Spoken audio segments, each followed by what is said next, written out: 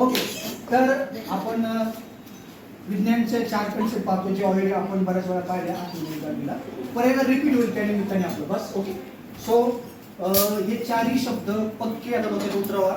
याच्यातलं एक गोष्ट मात्र सांगायची राहिली माझी, तर टी झोन राहण्याचं कारण काय होतं थोडं बाकी ठेवू.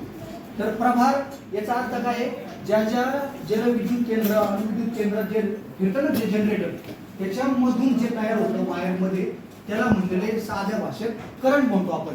पण तो करंट जर आपण स्टोअर केला मोठ्या प्रमाणात त्याला काय म्हणायचं आपल्याला, प्रभार.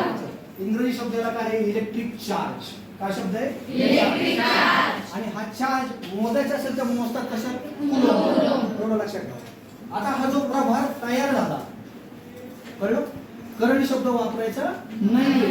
प्रभार तयार झाला, तो प्रभार जर मोठ्या प्रमाणात असेल तर तो प्रमाणाला आपण एक शब्द वापरलाय विभव. काय शब्द वापरला, विभव. आता विभवची व्याख्या एकदम सिंपल आहे. तो असा नाही, तर विभवची व्याख्या सिंपल. विभव म्हणजे काय, यस, विद्युत पातळीला विभव म्हणतात. एकदम सिंपल याच्यात लक्षात ठेवा. 2-3 शब्द. विद्युत पातळीला विभव म्हणतात. आणि पाण्याचा नियम लक्षात ठेवायचा. पाणी कधी पण जादा उंचीकडून कमी उंचीकडे जातं, उताराकडे वाहतं, करंट पण असंच वाहतो. मग तो कोणाकडे वाहणार आहे, तो प्रभार. म्हणजे तो वाहणारा पण एक प्रभार. तो निर्माण केलेल्या जादा विभवाकडून कमी विभवाकडे जाणार आणि तो तिकडेच जातो. ज्या वेळेस प्रभार वाहायला लागतो त्याला शब्द वापरायचा काय आपल्याला, वाहायला लागला. लक्षात ठेवा, प्रवाह. आणि वाहतो कोण, तारेमधून. 2 शब्द सांगितलं माशी. करंट कशाला म्हणायचंय, वाहतात कोण, वायर म्हणून कोण वाहतो, थोडक्यात flow of electron is called electricity. विद्युत धारा. धारा शब्द आला काय आणि प्रवाह शब्द आला काय. जेव्हा हे शब्द येतील तेव्हा लक्षात ठेवायचं, या तारामधून जे काय वाहत आहे त्याला विज्ञानामध्ये शब्द काय, विद्युत धारा किंवा विद्युत प्रवाह. पण हे प्रभाराशिवाय तो निर्माण होत नाही. प्रभारानंतर विभवातलं अंतर पडलं पाहिजे. जादा विभवाकडून कमी विभवाकडे ज्याचं वहन सुरू होईल इलेक्ट्रॉनचं त्याला आपण काय म्हणायचंय, प्रवाह म्हणायचं. याच्यानंतर आता हा करंट आपल्या घरापर्यंत किंवा पुढेही आला. या विद्युत ऊर्जेचा आपल्याला वापर करून वेगवेगळ्या गोष्टी, प्रकाश ऊर्जा असेल, उष्णता ऊर्जा असेल किंवा चुंबक असेल तर त्यावेळेस आपल्याला त्या परिपथामध्ये काय लावा लागतो, रोध. आणि एक साधा रोध आहे, त्याला आर नाव दिले आपण. ए आणि बी हे बिंदू आहेत 2. आपल्या घरात जो हीटर आहे ना तो काय करतो, हा हीटर समजा आणि हे करंट आहे आपल्या जे भिंतीला ठोकायला पट्ट्या आहेत. प्लग लावला आपण, बटन चालू केलं तर इथं काय झालं, सहज जर हा रोध इथं नसता तर करंट कसं जाणार आहे, सरळ. पण रोध मग राहिलं त्याला अडथळा झाला. त्या अडथळ्याला काय म्हणतो आपण, रोध. आणि ह्या रोधामुळे काय होतं, इथं उष्णता तयार होते. आता उष्णतेचा परिणाम झाला की नाही, आपण ऊर्जेचं रूपांतर शिकलेलो आहे. विद्युतचं रूपांतर कसं झालं, उष्णता ऊर्जेमध्ये, म्हणजे औष्णिक परिणाम झाला, रोध लागल्यामुळे. त्यामुळे या 4ही कन्सेप्ट कशा एकमेकाला कनेक्टेड. प्रभार मोजायचा कुलोम मध्ये सी अक्षर वापरतात. प्रभार म्हणजे जनरेटरने तयार केलेला करंट मोठ्या प्रमाणावरचा, पण तो स्टोअर रूपात. याच्यानंतर काय पाहिजे आपल्याला, विद्युत पातळी. जादा पातळीकडून कमी पातळीकडे जाणार याला शब्द वापरला त्याने विभव. High voltage, low voltage. आणि त्या विभवामध्ये काय पडलं, अंतर, त्याला शब्द वापरलाय हे मोजायचं. इथं व आहे, इथं पण इंग्रजी मधलं वच आहे. व्होल्टेज शब्द लक्षात ठेवा. व्होल्ट मीटरचा वापर करून व्होल्ट मोजलं जातं. आणि जेव्हा प्रश्न असा आहे व्होल्ट मध्ये काय मोजतात, लक्षात ठेवायचं, विभवांतर. काय बोलतं, विभवांतर. नंतर प्रवाह आला. इथे एक मशीन वापरतात ज्याला ॲमीटर म्हणतात.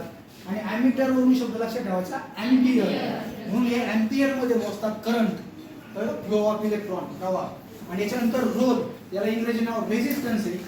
का तर इंग्रजीमध्ये पण आले, मराठीत पण आलंच आहे. आणि मोजायचं कशामध्ये, चिन्ह आहे, असं चिन्ह असतं. आणि याला शास्त्रज्ञाच्या सन्मानार्थ नाव काय दिलं, ओहम नाव दिलं. थोडक्यात प्रभार कुलोम मध्ये, विभवांतर व्होल्ट मध्ये, प्रवाह अँपियर मध्ये आणि रोध ओहम. हे 4ही बेसिक कन्सेप्ट. आता हे टी का लिहिला ते सांगतो मी. टी म्हणजे आता इथं प्रभार आलाय, चार्ज कुलोम. हा कुलोम स्टार्ट केला जादा विभवाकडून कमी विभव. याचा तर काहीतरी टाइम घेईल ना तो, तर coulomb per second. Coulomb per second. प्रत्येक सेकंदाला किती कुलोम प्रभार चालला त्यालाच नाव दिलंय प्रवाह. तो चालला ना सेकंड स्टार्ट केल्याबरोबर, म्हणजेच कुलोम पर सेकंदला दुसरं नाव अँपियर आहे. हे लक्षात घ्या. अँपियर हे कुलोम पर सेकंदचे ग्रुप आहे. याच्यावरून सिद्ध होतं की कुलोम पर सेकंद म्हणजेच कुलोम म्हणजे विद्युत प्रभार दर सेकंदाला चाललाय. याचा अर्थ प्रभार एक नंबरला आहे. आणि तो जातो कधी, चालला कधी म्हणलं, जादा विभाव करून कमीकडे जात असेल तर तो जाणार आहे. म्हणजेच कुलोम पर सेकंदचं दुसरं रूप आहे अँपियर. आणि अँपियर मध्येच काय मोजतो आपण, प्रवाह. कळलं हे कसे कनिक आहेत एकमेकांना, लक्षात राहतील. सिंपल आहे. आता त्याला पॉज कर. सगळ्यांनी उत्तर आहे आता समजलं असेल की विद्युत प्रभार कशामध्ये मोजणार. विद्युत प्रभार जेव्हा वाहायला लागतो त्याला आपण काय म्हणणार, प्रवाह. अरे कोणाला घालू, प्रभार आणि प्रवाह मध्ये दोघांतला मोठा फरक आहे. प्रभार म्हणजे चार्ज. शाळेचा प्रभार कोणाकडे दिला, प्रभार कळतो का, चार्ज कोणाला दिलाय, तो एक पॉवरफुल गोष्ट आहे ती. आणि जेव्हा ती वाय, ह्या दोन शब्दात फरक आहे ना, प्रभार आणि प्रवाह. करंट म्हणजे प्रवाह आहे. ओके. विभव, विभवांतरचा अर्थ कळलाय. विभवांतर कशामध्ये मोजणार, व्होल्ट मध्ये मोजणार. त्याच्यानंतर प्रवाह किंवा विद्युत धारा कशात मोजणार, एंपियर मध्ये. आणि विद्युत रोध कशामध्ये मोजणार.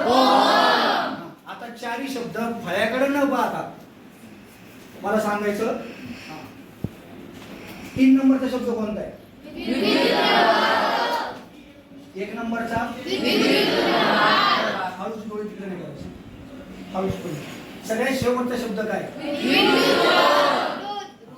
आता मला कोणी पण एकाने 4ही शब्द सांगा सलग, एक जणांनी सांगा.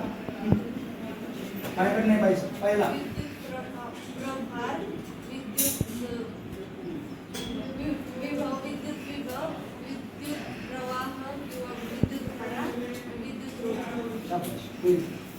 धन्यवाद. बंद करा.